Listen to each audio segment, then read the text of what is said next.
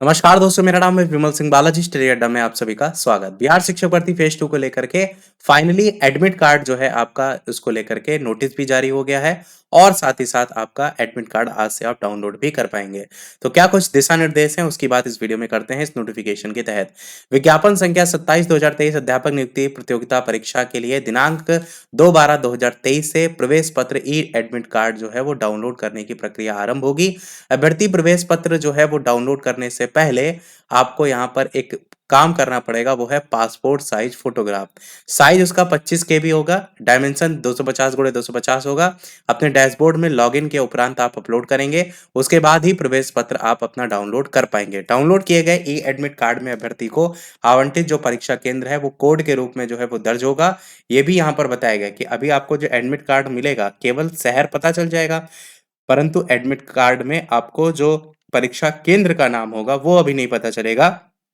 जैसे सेम पिछली बार हुआ था, उसकी जगह एक कोड लिखा होगा। जो कोड आपको पता चलेगा वही लगभग 3-4 दिन पहले। तो इसमें केंद्र कोड और जिला का नाम आपका अंकित रहेगा। दूसरे नंबर पे वर्ग 6 से 8 और वर्ग 9 से 10 से संबंधित ऐसे अभ्यर्थी जिन्होंने सामाजिक विज्ञान या विषय का चयन किया हो, वे इतिहास, भूगोल, अर्थशास्त्र एवं राजनीति शास्त्र में से किसी दो विषय, जिसमें से एक विषय इतिहास या भूगोल है, वो विषय अनिवार्य है, उसका चयन करके ही आप एडमिट कार्ड डाउनलोड से संबंधित आवश्यक प्रक्रिया कर पाएंगे। तो ये दूसरा इंपॉर्टेंट पॉइंट है, इस चीज को ध्यान से समझिएगा। ये उनके लिए है जिन्होंने या तो सामाजिक विज्ञान लिया है या तो कोई विषय लिया है। विषय भाषा के रूप में अलग-अलग थे ना? तो आपको याद होगा स्टार्टिंग में जब आप आवेदन कर रहे थे तो नोटिफ़िकेशन में लिखा था कि आपके ये 2 सब्जेक्ट होने चाहिए ग्रेजुएशन में, तो उसी के अकॉर्डिंग ही टिक करना पड़ेगा। वही यहाँ पर बताया गया है कि वे इतिहास, भूगोल, अर्थशास्त्र और राजनीति शास्त्र में से किसी 2 विषय, जिसमें से एक विषय इतिहास या भूगोल विषय उनका अनिवार्य है, उसका चयन करके ही एडमिट कार्ड डाउनलोड से संबंधित आवश्यक जो प्रक्रिया है उसको वो कंप्लीट करेंगे। तीसरा है, माननीय सर्वोच्च न्यायालय दिल्ली द्वारा पारित न्यायाधीश के आलोक में डीएलएड की डिग्री मान्य है और अप्रशिक्षित प्रारंभिक शिक्षक जो दिनांक 10/8/2017 के पूर्व से कार्यरत हैं, उनकी 18 माह की डीएलएड डिग्री भी मान्य है। तो 18 माह तो आपका एनआईओएस से रिलेटेड होता है, तो उनको लेकर के यहाँ पर एक शर्त दी गई है और उनको भी मान्य यहाँ पर किया गया है। चौथे पॉइंट में बात किया गया है 1 से 5 से संबंधित अभ्यर्थी जो है उनको ये निर्देश किया जाता है कि कंडिका 07 में वर्णित सर्वोच्च न्यायालय द्वारा पारित आदेश पर सहमति व्यक्त करते हुए एडमिट कार्ड डाउनलोड करने संबंधी प्रक्रिया करेंगे। मतलब जब आप डाउनलोड करेंगे ना, तो वहाँ पर आपको जैसे दिया रहता है कि आप दिए गए शर्तों को जो है वो पूरा करते हैं, तो वही चीज़ सर्वोच्च न्यायालय द्वारा जो पारित आदेश है, उस पर आपको सहमति व्यक्त करना पड़ेगा, टिक करना पड़ेगा उस तरीके से।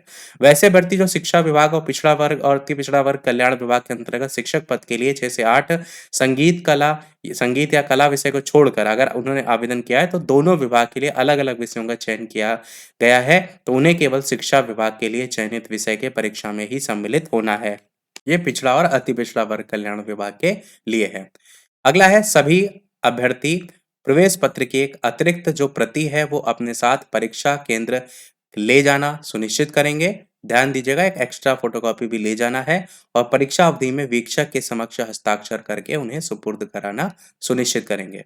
परीक्षा केंद्र कोड के संदर्भ में विस्तृत जानकारी 5/12/2023 से उपलब्ध कराई जाएगी। अभ्यर्थी अपना प्रवेश पत्र निश्चित रूप से डाउनलोड जो है वो कर लेंगे।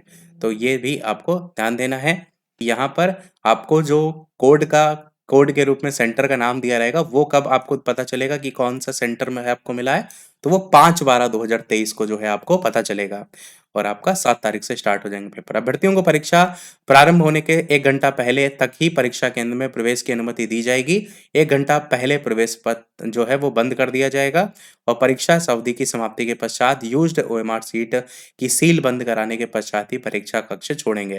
तो आपको बस इतना ध्यान रखना है कि जो भी टाइमिंग है उसके 1 घंटा पहले आप परीक्षा केंद्र में प्रवेश कर जाएं, क्योंकि फिर यही होता है कि आप इतनी दूर जो है वो जाते हैं और उसके बावजूद भी आप वहाँ पर एंट्री आपको ना मिले, क्योंकि बहुत से अभ्यर्थी हैं यूपी के जा रहे होंगे, तो फिर दिक्कत हो जाएगी। तो इस चीज़ को तो आपको वैसे भी 1 दिन पहले अधिकतर लोग पहुँच जाते हैं, तो मुझे नहीं लगता किसी प्रकार की जो है वो दिक्कत होगी। तो यही था हमारे इस ओवरऑल नोटिफ़िकेशन में। बाकी इसमें ये चीज़ बात की गई है कि आप जो अपना एडमिट कार्ड है वो आज ही 2/12/2023 से डाउनलोड जो है वो कर पाएँगे। तो ऑफ़िशियल वेबसाइट पर इसको लेकर के आपको अपडेट देखने को मिलेगी।